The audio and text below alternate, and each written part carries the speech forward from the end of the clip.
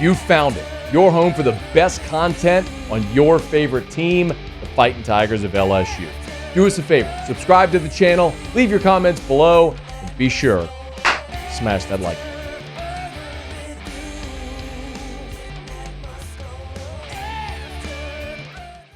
I wanted to start hour number 3 here with some LSU football and kind of looking towards the future, because LSU has a chance to make some pretty impressive school history next spring in the NFL draft.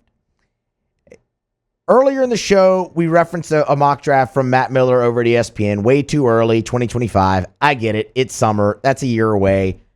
But again, it's less about the mock draft itself and more about what it could represent for LSU. Matt Miller projects Will Campbell to go 6th overall to the New England Patriots. Shouldn't be a surprise. You've seen Will Campbell mostly in the top 5 of these drafts.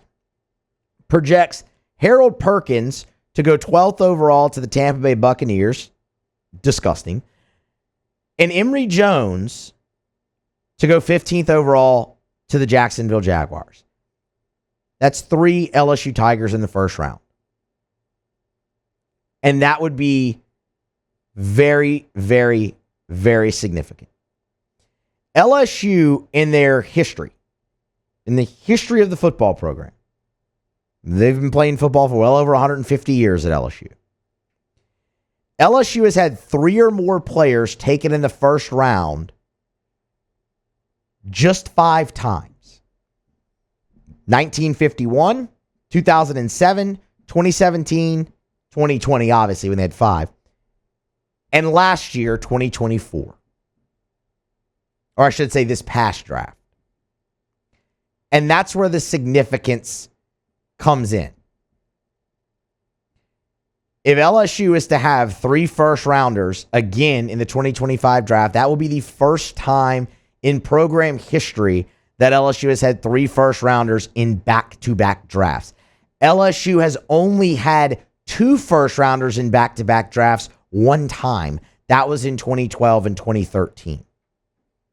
When you think of all the talent that LSU has pumped into the NFL, specifically lately in the golden era of LSU football, for that to have not happened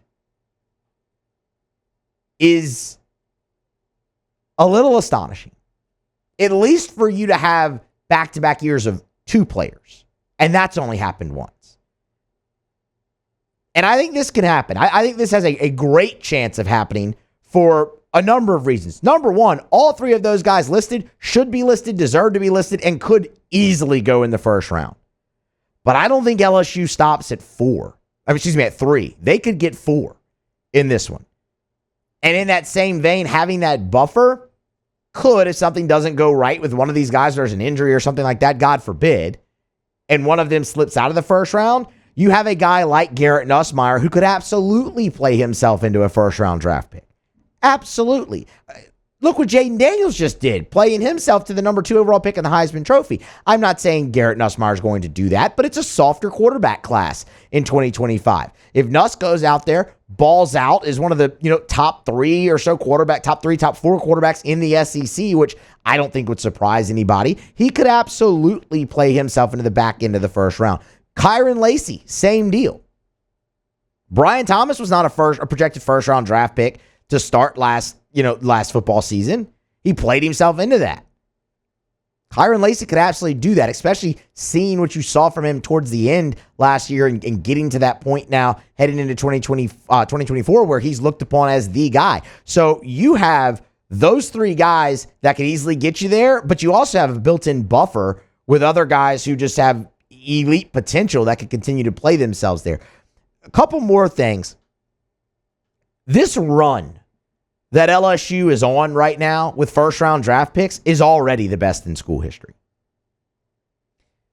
Since the 2020 draft,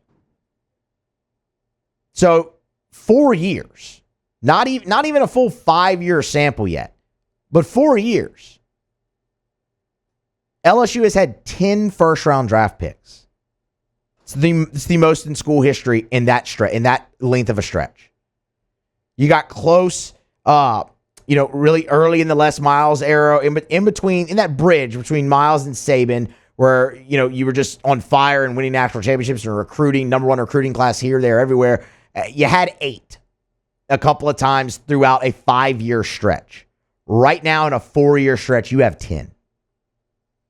And it's not even just 2020 weighting it down. Sure, that's 5, that's half. I get it. But you also had another year with 3 in 24, and you could have another. When you look at that, it's fair to ask the question, man, you got all the talent. Where's the wins? And that'll come together. You've seen that plenty at LSU. That will come together. But the talent that LSU is pumping out into the first round is on a pace that you haven't seen in the history of the program over the last 4 years. 10 first-round draft picks.